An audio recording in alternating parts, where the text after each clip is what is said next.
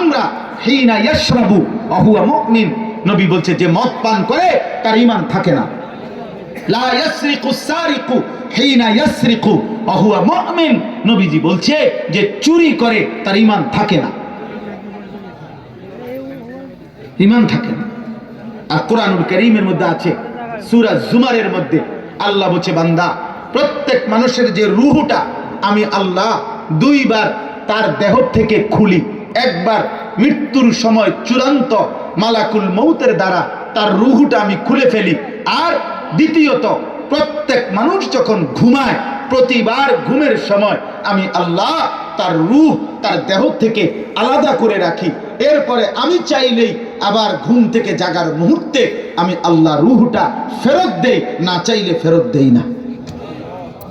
আল্লাহু ইয়াতাওয়াফাল আনফুসা হিনা মাউতিহা ওয়াল্লাতী লাম তামুত ফী মানামিহা ফায়ুমসিকুল্লাতী কাদা আলাইহাল মাউত ওয়া ইউরসিলুল উখরা ইলা আজালিন মুসাম্মা। এটা কোরআনে আছে।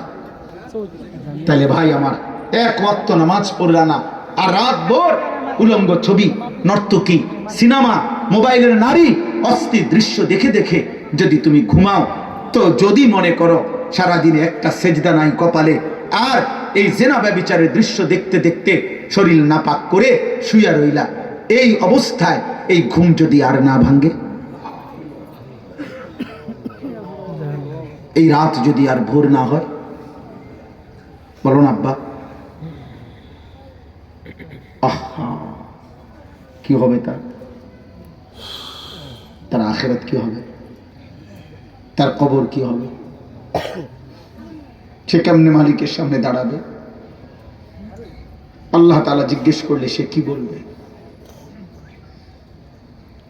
আল্লাহ আমাদেরকে বুঝ দান করে, আমিন। আল্লাহ আমাদেরকে ঈমান দান করে, আমিন। তাকওয়া দান করে, আমিন।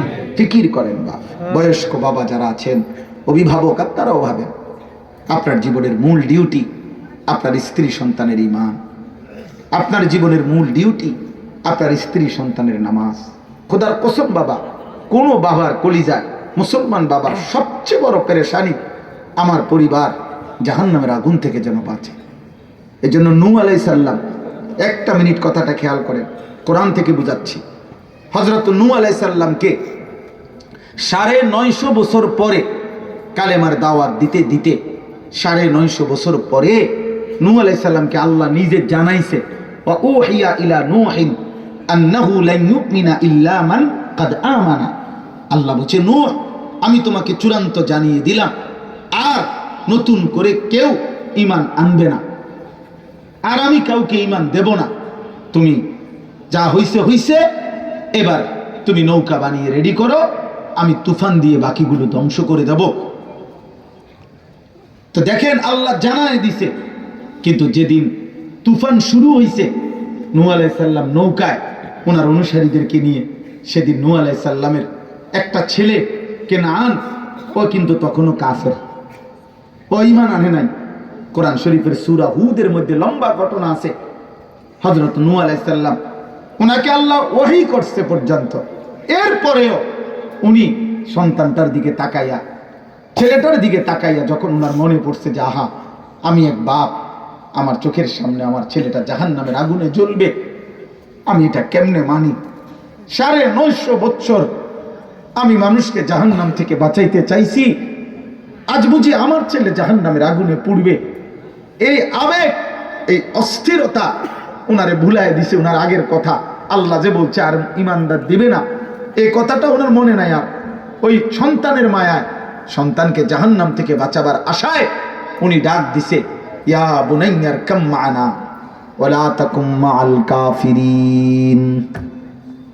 হে আমার প্রিয় সন্তান, ইরকাম মা'না, আমাদের সাথে ঈমান এনে উঠে আসো।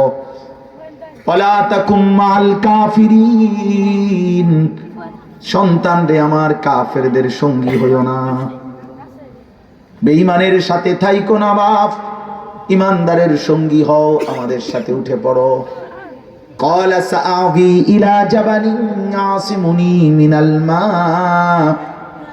ছেলেটা কেনান বলল, আব্বা আপনি কোনো চিন্তা করবেন না, আপনার রবের পানি থেকে বাঁচতে আমি ওই পাহাড়ের উপরে আশ্রয় নেব। এত উঁচা পাহাড়ের উপরে আপনার খোদার পানি যাবে না। আব্বা নূহ আলাইহিস সালাম তখন আবার বললেন, বাপ قال لا عاصم اليوم من امر الله। বাপ তুই ভুল করিস না আব্বা, আমার আল্লাহর আযাব থেকে আজকে কেউ রক্ষা করতে পারবে না।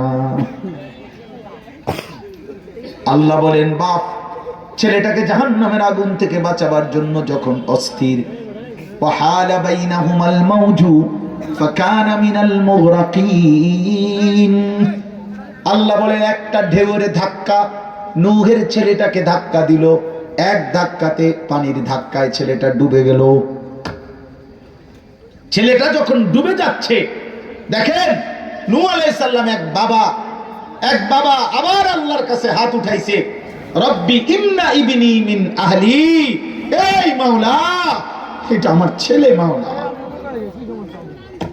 আমি কেমনে এটা সইব, আমার সন্তান জাহান্নামে পড়বে। আমি আজকে 950 বছর আপনার বান্দাদেরকে ডাকছি তো মাওলা। আল্লাহ তাআলা তখন কোরআনে আছে নূহকে আল্লাহ ধমক দিয়েছেন, ইয়া নূহ ইন্নাহু লাইসা মিন আহলিক, হে নূহ সাবধান, এটা তোমার ছেলে নয়, এটা তোমার সন্তান না। ইন্নাহু আমালুন গায়রু সালিহ, এটা নাফরমান পাপী, এটা বেআমল নাফরমান মুমিনের সন্তান হয় না। ফালা তাসআলনি মা লাইসা লাকা বিহি ইলমুন, যে বিষয় তুমি পূর্ণ জানো না এমন নাফরমান সন্তানের জন্য আমার কাছে আর চেও না। হাত নামাও। নূহ নবীকে আল্লাহ বলছে হাত নামাও, ইন্নী আইযুকা আন তাকুনা মিনাল জাহিলিন। নূহ তুমি একজন নবী, তুমি মূর্খদের মতো আচরণ করো না। আমি না তোমারে বলছি আর ঈমান দেব না? আমার হাত তুললা কেন? কোরআন কারীমের মধ্যে আছে নূহ নবী তখন ওনার হুঁশ আসছে যে ইন্না লিল্লাহ, আল্লাহ তো আমারে বলছে আর ঈমান দেবে না, আমি কেন চাইলাম? তখন নূহ আলাইহিস সালাম আল্লাহর কাছে মাফ চাইছে, ওয়া ইল্লা তাগফিরলি ওয়া তারহামনি আকুম মিনাল খাসিরিন। আর বলছে আল্লাহ আপনি যদি আমারে মাফ করে না দেন, দয়া না করেন, আমি ক্ষতিগ্রস্তদের অন্তর্ভুক্ত হয়ে যাব। কি ভাই, একজন বাবার স্বপ্ন এটা যে জীবনের শেষ সাধনা আমার সন্তান জাহান্নাম থেকে বাঁচবে, আমার স্ত্রী জাহান্নাম থেকে বাঁচবে, আমার মেয়ে জাহান্নাম থেকে বাঁচবে। বাড়ি ঘর দালান বিল্ডিং ব্যবসা চাকরি ক্ষেত খামার, খোদার কসম এগুলো আপনি যা পারেন হালাল তা দিয়ে যান, বাকিটা ওই করবেন। আমরা 5 ভাই আলহামদুলিল্লাহ, আমার বাবার মৃত্যুর পরে আমরা 5 ভাই বাড়ি করছি, বিল্ডিং করছি, খাট বানাইছি, সোফা বানাইছি, ফ্রিজ কিনছি, সব লাগাইছি, সব ব্যবস্থা করছি। কিন্তু আমার আব্বা থাকতে আমাগো কিছুই ছিল না। আমার আব্বা আমাগোর জন্য একটা ঘরও করে দিয়ে যায় নাই আমাদের। কিন্তু আমার বাবা, আমরা 5 ভাই আলহামদুলিল্লাহ, আল্লাহর দয়া আমার বাবা জীবিত থাকতে আলেম হয়েছে। বাপ আমার কোরআন দিয়ে গেছে, বাপ আমার সেজদা শিখায় গেছে, বাপ আমার মালিক চিনায় গেছে, বাপ আমার রবের গোলামি দেখায় গেছে। 43 বছর আমার আব্বা এক মসজিদে ইমামতি করছে। আমি বাবারে কত সময় দেখছি, অজরে চিৎকান্ত আব্বা আর কইতো আল্লাহ আমার ফুতে ঘরে আপনি আলেম বানাই না আলেম। কোনো দিন আমি শুনি নাই আমার আব্বা দুনিয়াবি অর্থ সম্পদের জন্য দোয়া করছে আমগো লাগে। আমার 2 ভাই পর পর ব্যবসা করতে চাইছে, গ্রুপ কোম্পানি খুলছে, টাকা পয়সা বিনিয়োগ করে চাইছে, সবার লাভ হয়, আমার 2 ভাই প্রতিবারে মার খায়, কোনোবারেই ব্যবসায় লাভ করতে পারে না। আমরা এক ভাই ওরা।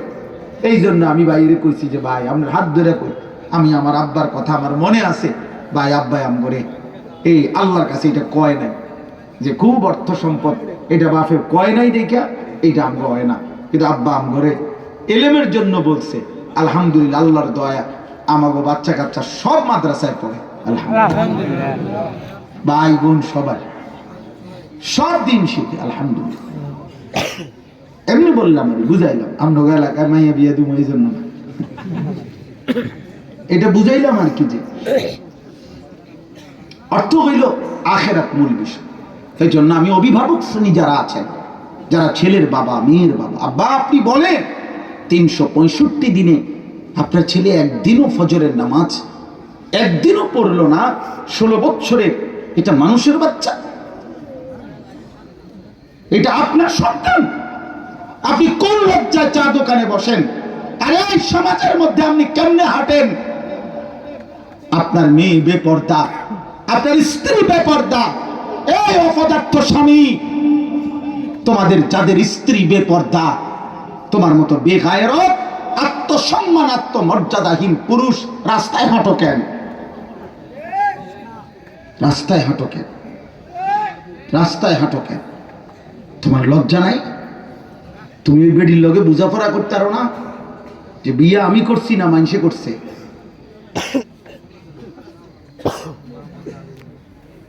হ্যাঁ, আল্লাহ নবী সাল্লাল্লাহু আলাইহি সাল্লাম বলেছেন, আসমানের নিচে জমিনের উপরে কোন পাপে আল্লাহ সবচেয়ে বেশি গুসা হয়, আল্লাহর আত্মসম্মানে আঘাত লাগে? নবীজি বলছেন, মা মিন আহাদিন আগিয়ারু মিনাল্লাহ আন ইয়াজনিয়া আবদাহু আও আন তাজনিয়া আমাতাহু। আল্লাহর নবী বলছেন, আল্লাহর গায়রত, আল্লাহর আত্মসম্মানে আঘাত লাগে। আল্লাহর কোনো বান্দা পুরুষ যদি জিনা করে, আল্লাহর কোনো বান্দি মহিলা যদি কোনো জিনা করে, জিনাকার নারী, জিনাকার পুরুষ, ব্যভিচারী পুরুষ নারী যখন অসভ্যতা করে, আল্লাহ রাসূল বলেন আল্লাহ তাআলার প্রেস্টিজে, আল্লাহর আত্মসম্মানে সবচেয়ে বেশি আঘাত লাগে। এই জন্য ইসলামী শরীয়তে সবচেয়ে বেশি কঠোর শাস্তি কোন পাপের? জিনা। কোন পাপের? কেন? আল্লাহর গায়রত। এটা আল্লাহর গায়রত। এবং এই একটাই পাপ, যেই পাপ জিনা, এই শাস্তি অবিবাহিত ছেলে মেয়েকে চামড়ার চাবুক দিয়ে 100 বেত্রাঘাত, আর বিবাহিত পুরুষ নারী হলে তাকে পাথর মেরে হত্যা করা। আল্লাহ বলছেন শাস্তিও মারাত্মক। আবার বলছে এটা শুধু গোপনে দিলে হবে না, মানুষের সামনে দিতে হইব। আবার বলছে কোন বেটা এই শাস্তি কার্যকর করতে গিয়া ওয়ালা তাখুজকুম বিহিমা রাফাতুন ফি দীনিল্লাহ, আমার আল্লাহর বিধান কার্যকর করতে এক বিন্দু দয়া মায়া কেউ দেখাইবে না। সাবধান, সাবধান, ওরে উড়াই দাও, ফেরো এর আস্তে করা, টাচছে ফেরো এর, তারে পাথর মারো। এই পরকিয়া, আসক্ত নারী পরকিয়ায় জিনা করি, ব্যভিচারী পুরুষ বিবাহিত, তারে পাথর মারো। তাহলে এই পৃথিবী যদি নাও পারে, ইসলামী খেলাফত নাই, ইসলামী বাদশাহ নাই, ধরেন নাও থাকুক, কিন্তু ব্যভিচারী পুরুষ তুমি মনে রাখো, তুমি তো পাথর মারারই উপযুক্ত। এতটুকু তো তোমার বোঝা উচিত যে আমি এই সমাজের এত ঘৃণিত, আমার যদি সুযোগ পায়, ইসলামী রাষ্ট্র পাইতো, আমার পাথর মাইরা মাইরে লেত। এর দূর তো তোমার বুঝে থাকা উচিত। অবিবাহিত ছেলেরা যারা হারাম প্রেম করো, হারাম সম্পর্ক, কোন নারী কোন মেয়ের সাথে অস্থিরতার বেহায়াপনা করো, তুমি কিন্তু বড় নিকৃষ্ট, ঘৃণিত, ঘৃণিত বেটা। এজন্য দয়া করে নামাজের জন্য আপনার ছেলের ঈমান, আখলাক, আখিরাতের ফিকির করেন, আখিরাতের ফিকির। আল্লাহ আমাদেরকে বুঝ দান করেন। আমার কথা শেষ, এবার আমি শুধু তরজমাটা বলি, তাইলে আমার কথা শেষ। আমি কোরআনুল কারীমের যে আয়াতগুলো পড়ছি, আল্লাহ আমাদেরকে মৃত্যু এবং আখিরাতের কথা মনে করাই দিছে। আমি এতটুকুই পড়ছি। আপনারা যদি বলেন হ্যাঁ, যে কথাগুলো এতক্ষণ বলছি, মূল ফিকির আখিরাত। মূল ফিকির কি? আবার বলেন কি? দোস্ত, প্রতিদিন উচ্চারণ করবেন আখিরাত, আখিরাত। আখিরাত ভুলে গেলে জীবনের অর্থ থাকে না। ওই মালিকের সাথে সুতা ছিঁড়ে গেলে আর তার কোনো জায়গায় স্থান হয় না। খোদার কসম, এই পৃথিবীতে যে মানুষ আল্লাহর সাথে সম্পর্ক ছুটে যায়, তার আসলে কোনো কিছুতে তার কোনো স্বস্তি নেই। এই জন্য দেখেন, আল্লাহ রসুলের হুকুম ছাইরা যে সমস্ত যুবক চলে, ওই গত 3 বছরে কত ঢং কত রং বদলাইছে, হেতের জিগা হেইতে 6 মাসে চুল বদলাইছে 2 রকম, ফ্যান বদলাইছে কত রকম, জামা বদলাইছে কত রকম। আরে অপদার্থ, তোরই তো তোর কাছে ভালো লাগে না, মানুষের দ্বারা ভালো লাগবে, তোমারই তো তোমার দ্বারা ভালো লাগে না। এই জন্য তুমি গত 3 মাস আগে যে ডিজাইন লইছিলা, এখন তুমি কইতে আসো এটা তোমার তো ভালো লাগে না, এখন এইটা ভালো লাগে। তা আগেরটা কি আছিল? ছাগল কোথাকার।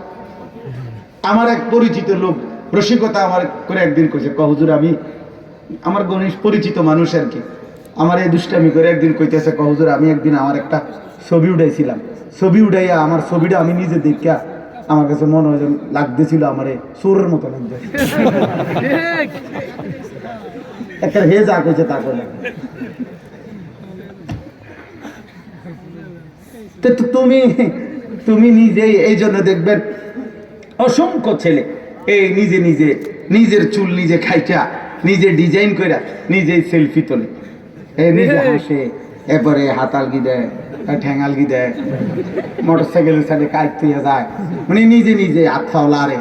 একেবারে এই পৃথিবীর যেই কোনো মানুষ বুঝবে যে পাগল যারা তার সিরা, তারা তো এরকমই করে, নিজে নিজে হাসে, নিজে আত্মাওলারে।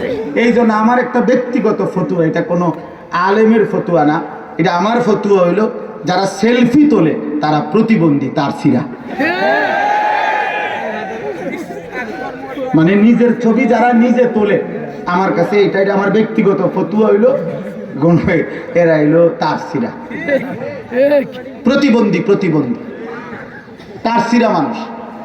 কারণ তোমার কাছে ভালো লাগলে হইব কেমনে? আল্লাহ আমাদেরকে হেফাজত করে, আখলাকের হেফাজত করে। জীবনের আবারও বলছি, যেখান থেকে কথা শুরু করছিলাম যে এই উপলব্ধি আসা, আমি কি করছি, আমি কোথায় যাচ্ছি, আমি যাব কোথায়, আমি আসলাম কোত্থেকে, আল্লাহ আমাদেরকে বুঝ দান করেন। ওয়াকালু আইদা যালালনা ফিল আরদ আইন্না লাফি খালকিন জাদীদ। এই তরজমা বলি 21 নম্বর পারা 32 নম্বর সূরা, সূরা সাজদা। এই সূরার 10 নম্বর আয়াত, 5টা আয়াত পড়ছি, শুধু অর্থ বলতেছি। মক্কার কাফের কুরাইশরা নবীজিকে বলতো, হে মুহাম্মদ, দেখেন সমস্ত কাফের মুশরিক মক্কার নবীর বিরোধিতাকারী, তাদের মূল আপত্তি ছিল আখিরাত নিয়ে। আল্লাহ যে সর্বশক্তিমান, আল্লাহ যে আছেন, এটা তারা বুঝতো, মানতো, কিন্তু তাদের সমস্যা হলো আখিরাত। কারণ আখিরাত যে মেনে নেয়, আল্লাহর সামনে মুখোমুখি হওয়া, এটাকে যে মেনে নেয়, তার পরবর্তী কথা এটাই যে সে গুনাহ ছেড়ে দিতে হবে, তাকে আল্লাহর হুকুম মানতে হবে। এই জন্য তারা প্রথমেই আখিরাত মানতে চাইত। এই জন্য দেখবেন প্রত্যেক যত নাফরমান ইসলাম দ্রোহী ব্যক্তি, তারা আপনার পরকাল সম্পর্কে বিভিন্ন রকমের নয়ছয় কথা। এই জন্য ইসলাম ছাড়া পৃথিবীর অন্য কোন ধর্মাবলম্বীদের কাছে আখিরাত সম্পর্কে সঠিক, স্বচ্ছ, নির্ভুল কোনো ধারণা নাই। খ্রিস্টানদের কাছেও নাই, ইহুদিদের কাছেও নাই, হিন্দুদের কাছেও নাই, বৌদ্ধদের কাছেও নাই। প্রত্যেকে মূল বিষয়টাকে অস্বীকার করার জন্য নয়ছয় কথা বলে।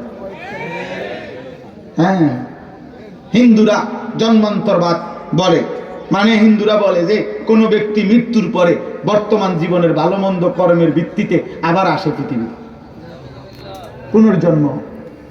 এইটাই আখেরা। এরা এটা কি বোঝে? এরা কোথায়? ইহুদিদের বক্তব্য হইল হালকা কিছু ফিডা দিতে পারে, তবে এটা বেশিতে বেশি 40 দিন। খ্রিস্টানদের কথা হইল যাই হইব, বিচার আচার সব হইব, ঠিক আছে, আমাদের পাপ পুণ্যের হিসাব হইব, তবে আমাদের সমস্ত পাপ, আমাদের যিনি আল্লাহর পুত্র নাউজুবিল্লাহ ঈসা, উনি সবটা নিজের কাঁধে তুলে নিবেন, আমাদেরকে জান্নাত দিয়ে দিবেন। তার আব্বা সম্পত্তি, তার বাপ এটা বিটটা লইছে, বুঝলেন? তার বাপে জান্নাতে মাড়ি হালাইছে, এটা এমনি যাইব। এই সমস্ত ধর্মাবলম্বী, প্রত্যেক ধর্মাবলম্বীর কাছে আখিরাত সম্পর্কে স্বচ্ছ কি নাই ধারণা আছে, বুঝে, কিন্তু এটারে প্রকৃতটা কোরআন মতে যেটা ইসলাম যেটা বলছে, আল্লাহ যেটা বলছে, নবীজি সাল্লাল্লাহু আলাইহি সাল্লাম যেটা বলছে, এটা মেনে নিলেই তাদের অসভ্যতা বন্ধ করতে হবে, গুনার জীবন ছেড়ে দিতে হবে, আল্লাহর গোলামি করতে হবে। এই জন্য এখানে না থাইকা ডানে বামে যায়। এই আমাদের বাংলাদেশে না, সারা পৃথিবীতে। আচ্ছা বাদ দেন পৃথিবী, বাংলাদেশও যত বুদ্ধিজীবী, যত অন্যায় অপরাধ, এ হত্যা, খুন, ধর্ষণ, নারী নির্যাতন, চুরি, ডাকাতি, মদ, জুয়া, জিনা, ব্যভিচার, এই সব অপকর্ম বন্ধের জন্য প্রত্যেকেই জানে যে কোরআনের বিধান যেটা, নবীজির বিধান যেটা, এটা কার্যকর করিলে একদিনে সব অপরাধ বন্ধ হয়ে যাবে। কিন্তু একটা নাফরমানেও এইটা বলে না, ওই 9-6 কথা কয়। সেমিনার, সিম্পোজিয়াম, টক শো বুদ্ধি দেয়। বুদ্ধি আমাদের কুমিল্লা পোস্টার লাগাইছে, মাদকের বিরুদ্ধে ফুটবল। মানে মদের নেশা ছুটে যাবে ফুটবল খেলতে খেলতে। অথচ এই পৃথিবীর সর্বসময় আন্তর্জাতিক অসংখ্য ফুটবল খেলোয়াড় যারা মাদকাসক্ত প্রমাণিত হওয়ার কারণে খেলার থেকে বাদ পড়ছে, ডোপ টেস্টে পজিটিভ প্রমাণিত হয়েছে। মানে মাদকাসক্ত। এখন যে বেড়ার খেলা দিয়া মদ থেকে মানুষ বাঁচবে, তে নিজে মদ করে, মানে বেড়ায় ঘাস খায়। বেহুদা কথা, বেহুদা। ওই যে আপনার ওপেন কনসার্ট, অর্থাৎ স্টেডিয়ামে ধর্ষণ, নারী নির্যাতন, ইফটিজিং এর বিরুদ্ধে ব্যান্ড শিল্পী, সঙ্গীত শিল্পীরা আসবে, ওনারা বাজনা বাজাইয়া গানে গানে তালে তালে নেচে গিয়ে যুবকদেরকে বলবে তোমরা ধর্ষণ করো না, ইফটিজিং করো না, নারী নির্যাতন করো না। আর ছেলেরা এই কনসার্টের মাঠ থেকে বলবে হ্যাঁ জনাব, আমরা জোনায়েদ বাগদাদি হয়ে ঘরে ফিরলাম। কি অসাধারণ বুদ্ধি, বুঝেন না?